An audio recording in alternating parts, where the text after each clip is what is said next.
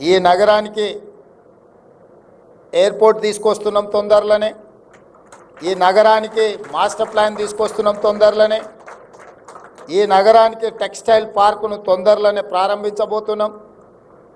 ఇది జాతీయ స్థాయిలో గుర్తింపు పొందే నగరంగా health tourism, education and eco tourism, temple tourism ఇవన్నిటిని ఒక వరంగల్ నగరంలో చేయగలిగిన స్కోప్ ఉన్న నగరం. తప్పకుండా వాటన్నిటి మీద ఫోకస్ పెడతాం.